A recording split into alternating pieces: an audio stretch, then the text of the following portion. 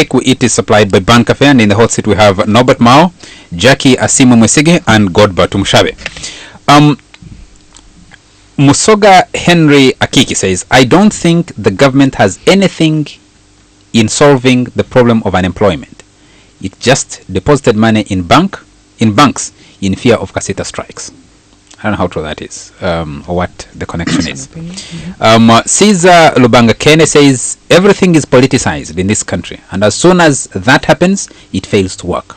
Let's keep politics out, and it may actually benefit the many suffering young people. Can I ask the politician to respond to this?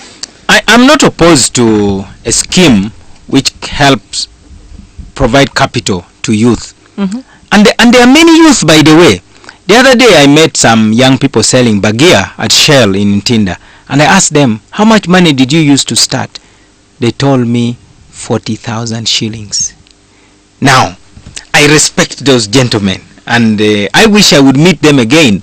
I gave them my card, then I want to meet them again. So, how many youth are going to conspire to steal the money, and how many actually want to do a proper business? I think that is why this training aspect is important. I want to assure Mr. Rubanga Kene that as the Democratic Party, we have made a decision at the highest possible level to start training young people so that they can understand this opportunity. Because it is important. The role of political parties is not just to be grandstanding, and so we must also equip our people to play and win in the games that are going on. Okay. Games in quotes. Isaac Rukundo says, never in my whole life have I ever come across a youth project supported or funded by government. What the 25 billion stimulates, let's teach our citizens to be job creators. Secondly, let's reduce on the retirement age. You find very old people in big offices seriously dozing, yet they are active youth out there with similar qualifications. Let's deal away with corruption. Maybe that money could help some youth to start up some projects. Here is a quick few issues, Jackie. Here. Yeah, and I think there's the fallacy that this also creates, this kind of pitching the 25 billion as though it will solve the unemployment question, which it will not. 25 billion will go in a flash. 25 billion, some of it will unfortunately be stolen. I just remembered, Gavi, how Ugandans are unfortunately like that. There will be thieves who think up projects that end up doing nothing, and therefore the money will not be repaid. So again, it goes back to the planning. What will the 25 billion deliver?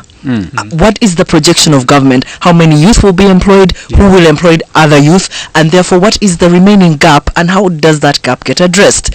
This, like I said, I think they are pitching this as though it is the panacea, the end all, the be all, and voila, we shall have suddenly employed youth and our problem will be solved and we move on to the next problem. And I don't think so. And I think, again, going back to our education, going back to other points, other centers need to be addressing this problem. I've just been thinking, who do we have, who is advising us, who are our key gurus on employment questions and challenges and how to address them? Those are the ones that should be at the table planning with this government on how to address this issue. Next question. He talked about, Norbert Mao spoke about Kananathan. I have a file where Kananathan received, I think, about $11 million US.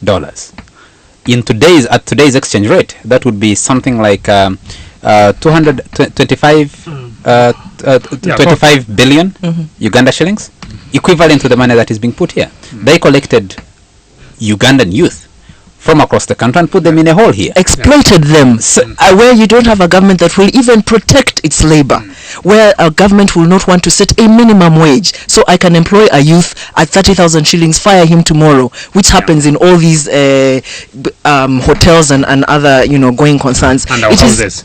And our houses, which is unfortunate. So it's, where you have corruption on one hand, exploitation of labor on the other, we shall still remain squeezed, and we shall still have, and the population is growing, so even this is not solving it. What is our projection? Where are we going? What jobs do we need to be creating? We're not answering the problem.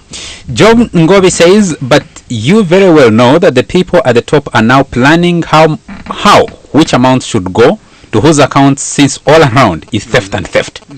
Valerie Omoiru says, more money should appropriated to youth fund entrepreneurs. Besides government efforts check on immigrant workers, those Chiwan investors are importing their relatives to increase unemployment in Uganda. I am an ardent supporter of government. And Businge Joseph says, but we are tired of the ideal situations. When will the ideal come to the stage? It's up to us, with the youth, the young blood, to shape our future. NRM, go, your time is up. Let me throw this to you. These two comments from Valerie and Joseph. Now, I think for me, my argument is always very clear on this matter, that so long as we have the quality of government that we have, so long as you have 75 ministers seated around the desk pretending to do lots of things, and an almost equal number of advisors. Yes, and almost a bigger number of advisors. So long as you have 375 members of parliament, so long as you have 112 chairpersons and 4,000 councillors, all of them pretending to do serious things, as long as